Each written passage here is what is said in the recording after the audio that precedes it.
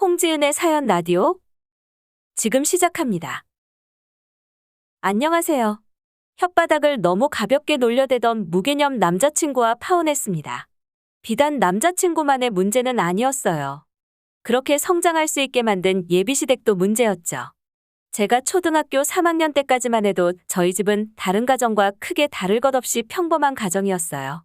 어머니께서는 조금이라도 더 벌겠다며 다시 일자리를 구하셨어요. 새벽같이 나가서 저녁 늦게 끝나는 고된 직업이었지만 학원비라도 벌 수 있어서 다행이라며 좋아하셨죠. 하지만 그것도 잠깐이었고 저녁 늦게 퇴근하시던 어머니는 신호위반 차량에 치여 돌아가셨어요. 어린 나이에 많은 생각을 했습니다. 엄마가 나 때문에 돈 벌러 나가셨다가 돌아가셨다는 생각이 머릿속을 떠나질 않았어요. 한동안은 죄책감에 사로잡혀 말도 못할 정도였죠. 그렇게 1년 정도 지났을 때였어요. 아버지는 만나는 여자가 생겼는데 얼핏 봐도 그 여자는 30도 안 넘어 보였어요. 제가 언니라고 불러도 이상하지 않아 보였었죠. 너무 충격적이어서 아직도 선명하게 생각이 나네요. 아버지는 그 여자를 만나고 나서부터 제가 학교 갔다 오면 항상 방에서 공부만 하라고 하셨고 방 밖으로는 못 나오게 하셨어요. 주말에는 화장실 자주 간다고 혼난 적도 있어서 물을 적게 마시거나 하루에 한두 번 몰아서 가곤 했죠. 어린 나이에 도저히 안 되겠다 싶어서 이모에게 전화를 했고 정말 감사하게도 이모는 전화 끊고 얼마 지나지 않아서 저를 데리러 오셨어요. 그때부터 이모 집에서 같이 살게 되었어요. 엄마에겐 형제라고는 이모밖에 없었고 외할아버지랑 할머니도 돌아가셔서 이모도 가족이라고는 저밖에 없었죠. 이모에게는 저를 돌봐야 하는 의무는 없었지만 아빠의 존재가 잊혀질 만큼 저를 정말 잘 챙겨주셨어요. 부모 없는 티 나면 친구들한테 놀림받고 사회에서 무시받는 게 현실이라며 옷이며 가방, 학용품 등등 저한테 아낌없이 투자해 주셨어요. 어린 나이에 철없이 받기만 했지 이모가 저 때문에 얼마나 힘들게 살았는지는 생각도 못했죠. 그때 이모도 겨우 30이었는데 우유 대리점 격리직을 그만두고 인테리어 목공으로 뛰어들었어요. 그때는 어려서 몰랐어요. 갑자기 왜 목수가 되었냐는 제 질문에 이모는 해맑게 어려서부터 해보고 싶었다고 하셨지만 나중에 알았어요. 일이 위험하고 힘든 만큼 고소득이었기에 이모가 선택하셨다는 걸요.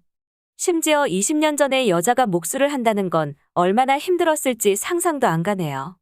저는 그렇게 이모가 청춘을 갈아 넣어 저를 키워주신 덕분에 무사히 교대에 진학해서 선생님이 되었습니다.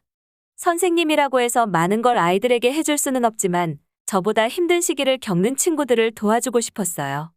결혼까지 생각했던 남자친구는 저와 같은 교대 출신의 교사였어요.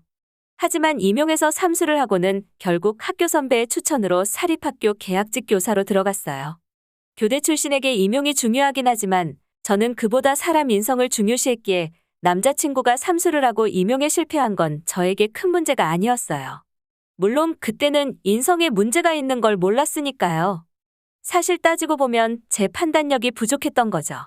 그렇게 남자친구와 2년 정도 만남을 이어갔을 때 모은 돈은 많이 없었지만 나름 안정적인 직장을 가지고 있으니 굳이 오래 시간 끌지 말고 일찍 결혼 준비를 해도 되겠다는 생각이 들었죠. 대출받아서 집을 어디에 어떻게 구할지, 혼수는 어떻게 살지 등등 남자친구랑 구체적인 계획을 세워놨지만 이모는 제가 시댁에서 책 잡힐까 무섭다며 전세집을 구해주셨어요. 전세집이지만 신혼 느낌 내라며 집주인의 동의하에 이모가 인테리어도 새로 해주셨고요. 덕분에 많은 비용을 절약할 수 있었죠. 조금 이른감이 있었지만 어차피 결혼 몇 달 안 남은 시점에서 크게 문제될 거는 없다고 생각했어요.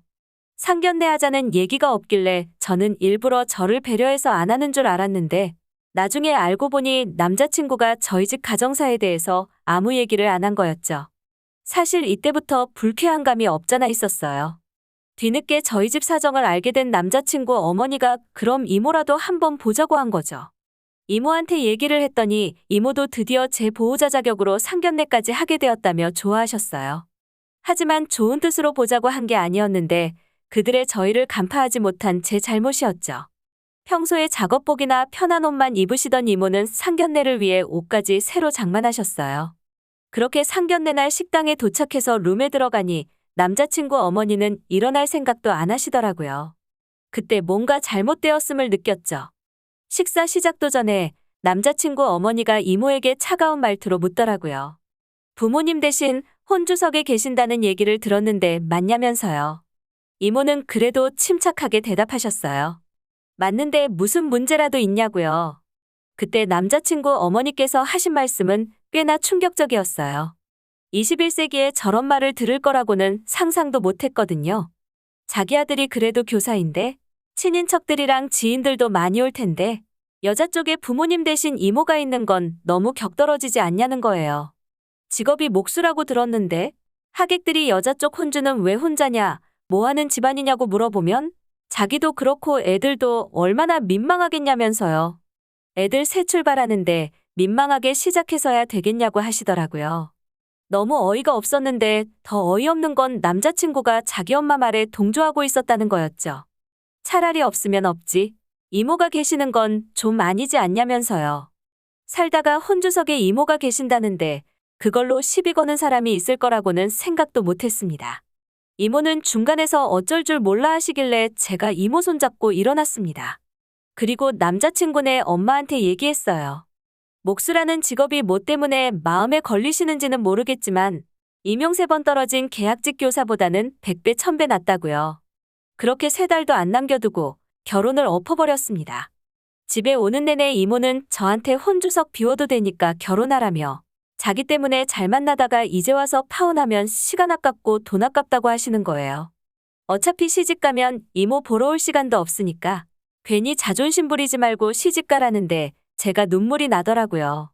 나한테 이모는 부모님이나 마찬가지인데 내 부모님을 부끄러워하는 놈이랑은 결혼할 생각 없다고 했죠.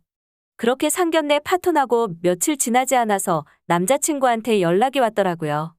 사과라도 하나 했는데 끝까지 사람 뚜껑 열리게 만들었죠.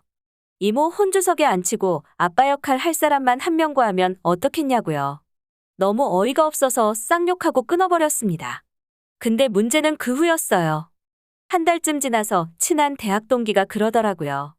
혹시 전 남친이 파혼한 이유 떠들고 다니는 거 아냐면서요. 그래서 뭐라고 떠들고 다니냐고 물어보니 제가 부모님 안 계셔서 자격지심 때문에 파혼했다며 동기들한테 소문내고 다닌다는 거였죠.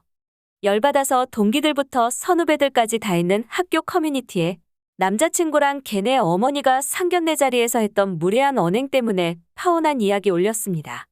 그제서야 저한테 그런 걸 올리면 어떡하냐며 화도 냈다가 지워달라며 사과도 하더군요. 그러더니 저보고 사실적시 명예훼손으로 고소하겠다고 하길래 고소하려면 하라고. 근데 그러면 너 그거 사실이라고 인정하는 꼴밖에 더 되겠냐고 했더니 아무 말도 못하더라고요. 그렇게 저희의 연은 끝이 났습니다. 파혼하면 하는 거지 뒤에서 쓸데없이 안 좋은 얘기 퍼뜨리고 다니던 남자친구는 오히려 저한테 역품을 맞았고 일자리 만들어줬던 선배 귀에도 들어가서 결국 학교랑 재계약도 못했다고 하더군요. 그렇게까지 했어야 했냐는 분들이 계실 수도 있겠지만 앞으로도 저는 우리 이모 함부로 대하는 사람이 있으면 가만히 있지 않을 거예요. 홍지은의 사연 라디오 오늘 이야기 여기까지입니다. 재미있게 들으셨다면 구독과 좋아요 부탁드립니다.